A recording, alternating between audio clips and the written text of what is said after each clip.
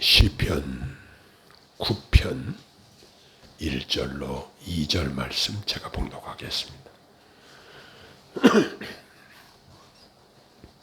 내가 전심으로 여호와께 감사하오며 주의 모든 기이한 일들을 전하리이다. 내가 주를 기뻐하고 즐거워하며 지존하신 주의 이름을 찬송하리니. 아멘. 이스라엘 역사를 살펴보면 사무엘상에 보면은 여호와께서 사무엘에게 말씀하시기를 내가 이미 사울을 버려 이스라엘 왕이 되지 못하게 하였거늘 내가 그를 위하여 언제까지 슬퍼하겠느냐. 너는 뿔에 기름을 채워가지고 가라. 내가 너를 베들레헴 사람 이새에게로 보내리니 이는 내가 그의 아들 중에 한 사람을 보았느니라 하시는지라 라고 사무엘상 16장 1절에 하나님께서 사무엘 선지자에게 명하신 내용의 말씀이 기록되어 있습니다. 어느 한 시대에 한 나라의 통치자를 세우시는 분도 하나님이시고 폐하시는 분도 하나님이십니다. 하나님이 사울을 이스라엘 초대 왕으로 세우셨지만 어떻게 했나요? 사울이 하나님을 대하는 태도는 사울이 여호와의 말씀을 버렸으므로 그랬습니다. 그래서 여호와께서 왕을 버려 이스라엘 왕이 되지 못하게 하셨음이니이다. 사무엘상 15장 26절에 사무엘 선지자가 사울 왕에게 직접 직언한 내용이 나옵니다. 이와 같이 사울 왕의 교만과 여호와께 불순종함을 보시고 그에게 아주 중요한 책망의 말씀을 하셨는데 순종이 제사보다 낫고 듣는 것이 쇠양의 기름보다 나으니 이렇게 사무엘상 15장 22절 하반절에 말씀하셨습니다. 결국 하나님께서는 사무엘을 통해서 이새의 아들 중에 왕이 될 자에게 기름을 붓는 예식을 하라고 하나님이 명하십니다. 현재 왕이 있는데 차기 왕을 세울 자에게 기름을 붓는다는 것은 생명을 걸고 하는 일이었습니다. 그러나 여호와의 명령이니 사무엘 선지자는 그 명령대로 해야 했습니다. 그래서 기름 붓는 예식을 하려고 이새의 아들들을 불러서 사무엘 선지자의 앞을 하나씩 지나가게 했습니다. 그런데 그 잘생기고 준수한 그 아들들이 하나씩 지나갈 때마다 하나님의 응답은 없었습니다. 즉 왕이 될 제목은 없었다는 것입니다. 네 아들들이 이뿐이냐? 아니요. 들에서 양을 치는 아들 하나 있습니다. 그를 데려오라. 마지막으로 들에서 양을 치던 다윗을 불러서 보니 그가 하나님 마음에 합한 자라는 음성을 듣고 확신을 얻어서 그 소년 다윗에게 기름을 부었습니다. 사람은 외모를 보지만 여호와 하나님은 중심을 보신다고 말씀하셨습니다. 마찬가지로 오늘날 예배를 드리고 있는 우리들도 하나님께서 우리의 중심으로 하나님께 예배를 드리고 있는지 여부를 다 아시며 중요하게 여기신다는 사실입니다. 지금 우리나라 현실은 대통령이 약 반년 동안이나 공석인 상태로 매우 어려운 시기를 맞이하고 있는 상황에서 차기 대통령을 뽑으려고 이미 사전 투표를 한 사람도 있고 6월 3일 투표를 하기로 되어 있습니다. 이렇게 국민들의 비상한 관심 속에 국민 투표가 예정되어 있는 상황입니다. 하나님은 세계 역사를 주관하시는 분이심을 우리는 알고 있습니다. 이러한 상황에 교회, 우리 성도님들은 합당하게 상황을 판단하고 덕을 세우며 세상의 빛과 소금의 역할을 잘 감당하고 바른 결정을 내려야 할 것입니다. 만약 강단에서 어느 특정 후보를 지지한다거나 또 특정 후보를 비방하는 발언을 하는 것은 선거법에 위반이 되는 것으로 알고 있습니다. 교회 지도자들의 현명한 처신이 요구되는 시점이라고 생각을 하고 위법하지 않도록 교회 지도자들과 성도님들은 삼가 조심하여야 할 것입니다. 이제 오늘 본문 말씀을 살피면서 하나님 우리들에게 하시는 말씀을 듣고 마음에 새기고 그 말씀에 따라 순종하고 복된 삶이 되기를 소원합니다. 시인은 하나님이 그와 그의 나라를 위해 근래 행하신 큰 일로 인해서 하나님을 찬양하고 있습니다. 즉 그의 이 감사의 찬미가 거룩한 기쁨의 언어로 표현된 것을 봅니다. 성령의 감동을 받은 시인의 찬양을 상고하면서 나를 향하신 하나님의 뜻을 상고하고 하나님을 기쁘시게 하는 시간이 되기를 소원합니다. 먼저는 시인은 전심으로 여호와께 감사한다 이렇게 노래하고 있습니다. 우리의 삶의 현장에서 느끼는 여러 가지 일들을 보면서 많은 일들을 인하여 하나님께 감사할 것이 많이 발견이 됩니다. 하나님은 우리들의 목자장이 되셔서 매 순간마다 우리들을 사랑하시고 인도하십니다. 우리가 아무리 하나님의 은혜에 감사한다고 해도 어떻게 하나님의 은혜에 다 보답할 수 있겠습니까? 우리가 이렇게 예배를 드림에 있어서도 온 마음 다해 전심으로 하나님께 감사하는 마음으로 경배하여야 할 것입니다.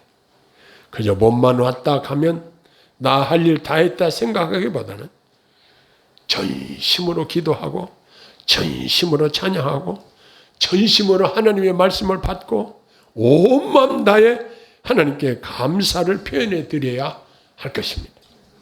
형식적이고 가식적인 것은 하나님이 받지 않으실 것입니다. 두 번째로 시인은 주의 모든 기이한 일들을 전한다 이렇게 노래하고 있습니다. 그러면 주님께서 하신 일들 중에 가장 우리에게 중요한 일은 무엇일까요? 그것은 예수 그리스도의 속죄 사역을 통해서 나를 구원하신 일일 것입니다. 천에 하나 만에 하나 나를 예정하시고 선택하셔서 나의 죄를 다 씻으시고 거룩하게 하사 천국 백성을 삼아주신 이 기이한 일들을 전하라는 것입니다. 이것이 우리에게 주신 바로 전도의 사명입니다. 이것은 해도 되고 안 해도 되는 선택이 아니고 필수적으로 감당해야 합니다. 때를 어떤지 기회를 만들어서 반드시 해야 할 일입니다.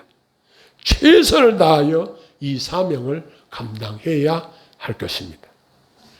세 번째로 시인은 주님을 기뻐하고 즐거워한다 이렇게 노래하고 있습니다. 이 세상에 우리가 기뻐해야 할 일이 여러 가지가 있을 수 있습니다. 그러나 이 세상 것들은 다 지나가는 것들입니다. 세상 것들을 얻었을 때 그때는 마음이 기쁘겠지만 그 기쁨도 잠시뿐입니다. 그것이 영원하지는 못합니다. 이 세상 것들은 대부분 일시적인 만족을 줄 뿐 그 이상은 아닙니다. 또 우리 생명도 이 땅에 존재하는 기간이 한정되어 있습니다. 우리가 영원토록 기뻐하고 즐거워할 것은 나를 영원토록 사랑하시는 주님을 인하여 기뻐하고 즐거워하는 것입니다. 그래서 우리들은 주님을 생각하며 항상 기뻐하며 살아가는 것입니다. 변치 않는 주님의 사랑을 생각하며 기뻐하지 않을 수 없는 것입니다. 네 번째, 시인은 지존하신 주의 이름을 찬송하며 살기로 작정한 내용을 말하고 있습니다. 자, 우리 입술의 열매는 어떻게 무슨 열매를 맺고 있는지 살펴봐야 할 것입니다. 한 입으로 찬송과 저주가 나온다면 어울리지 않을 것입니다. 우리들은 구원의 은혜에 감사하여 온 마음 다해 주의 이름을 찬양하며 살아야 합니다. 소리내어 불러도 좋아요. 마음으로 불러도 좋아요. 콧노래로 불러도 좋아요. 항상 위대하신 하나님을 찬양하며 살아가야 합니다. 이것이 우리가 맺어야 할 입술의 열매인 것입니다. 언제부터인가 우리 자신들이 하나님을 찬양하는 대신 하나님을 원망하고 불평한다고 하면 반드시 수정하고 우리 입술로 하나님을 찬양하고 하나님을 높이면서 살아야 할 것입니다. 우리가 전심으로 하나님께 예배하지 않는다고 하면 몸뚱이만 왔다가는 무의미한 행동이 되는 것입니다. 중심으로 예배를 드리고 중심으로 기도해야 하는데 하나님 보시기에 우리 몸뚱아리 껍데기만 왔다 갔다 하는 모습이라면 얼마나 안타까운 모습일까요? 현대 기독교인들 중에 하나님이 받으실 만한 중심으로 하나님을 예배하시는 분들이 얼마나 될까요? 특히 교회 지도자라고 하는 분들 중에 사람들에게 크게 비판의 대상이 되어서 하나님의 이름에 먹칠을 하는 사람도 있습니다. 목사라고 칭한다고 해서 다 진짜는 아닙니다. 말세지만을 당할수록 거짓 선지자들이 많이 출현할 것이라는 예언도 있습니다. 우리는 바른 눈을 가지고 바르게 분별하여야 합니다. 각종 가문이설로 성도들을 속이는 양효옷을 입고 나오나 노략질하는 일이라고 그랬습니다. 이와 같은 사람들을 경계하고 멀리해야 합니다. 겁없이 악을 행하는 자들을 경계하여야 합니다. 우리나라 기독교가 이렇게 정한 능력이 없이 악을 행하는 자들을 징벌하지 못하고 무능해졌는가를 생각하면 참 마음이 아픕니다. 이제 우리는 오늘 말씀을 좀 정리를 해야 할 것입니다. 그리고 마음에 새겨야 할 것입니다. 천국에는 우리가 중심으로 한 행동과 말이 주님이 기억하시는 것입니다. 빈 껍데기로 한 외식적인 행동은 하나님 앞에 아무 가치가 없는 것입니다.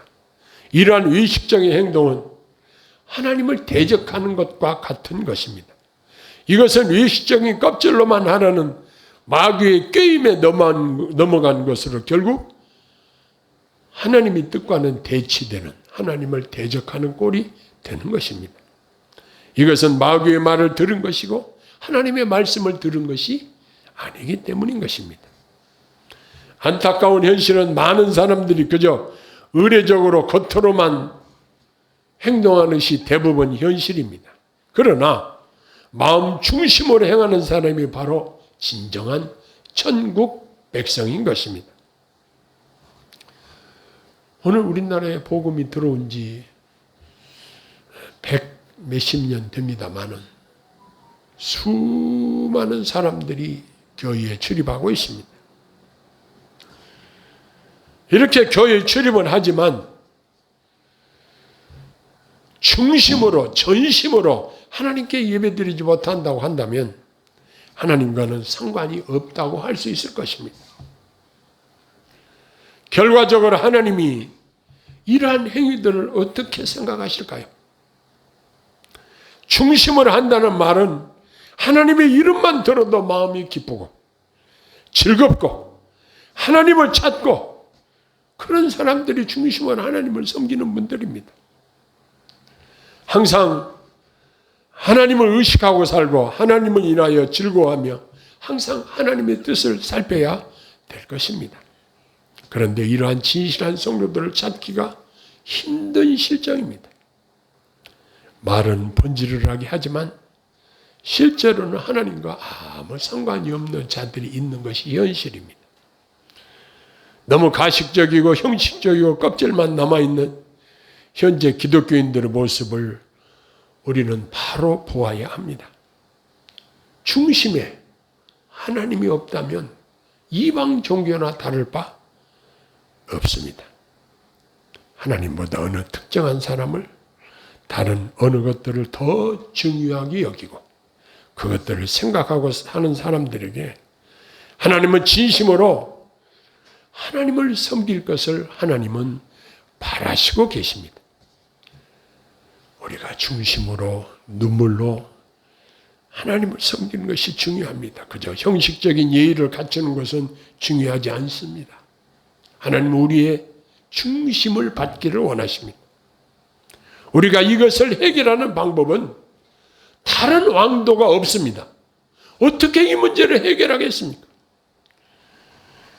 하나님께서 그렇게 해주시라고 도와주시기를 기도하는 수밖에 없는 것입니다. 기도 외에는 다른 방법이 없는 것입니다.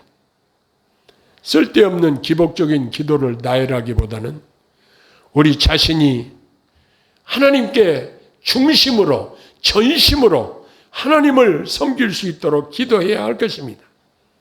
이제 마음 중심으로 하나님을 뜨겁게 사랑하고 섬기게 해달라고 간절히 기도해야 할 것입니다. 우리 중심을 하나님께 드릴 수 있도록 도와주시기를 기도합시다. 시간 우리 한 목소리로 함께 하나님 앞에 소리내어 기도할 수 있기를 소원합니다. 정말 우리가 지금까지 몸만 왔다 갔다 껍데기만 왔다 갔다 했다고 한다면 하나님 나를 용서하시고 이제 전심으로 하나님을 잘 섬길 수 있도록 하나님께서 내게 은혜를 주시라고 한번 간절히 기도하겠습니다. 사랑의 아버지 하나님, 이 시간 사랑하는 주의 백성들과 함께 하나님께 간구합니다. 유의식적인 우리의 신앙을 하나님께서 완전히 뜯어고쳐 주셔서 이제는 전심으로 하나님을 찬양하고 하나님께 기도하고 하나님을 바르게 섬길 수 있는 귀한 은총을 허락하여 주시옵소서. 사랑하는 주의 백성들이 이제는 마음 중심으로 하나님 잘 섬길 수 있도록 도와주시옵소서. 외식적인 신앙이 아니라 진실된 신앙으로 하나님을 바르게 섬길 수 있도록 복을 내려 주시옵소서. 저희들의 마음 중심을 살피시는 여호와 아버지 하나님, 우리 아버지 하나님께서 도와주시고 인도하시고 이끌어 주시옵소서. 하나님께서 우리 마음을 주장하여 주시옵소서. 예수님 이름으로 간절히 기도하옵나이다. 아멘. 314장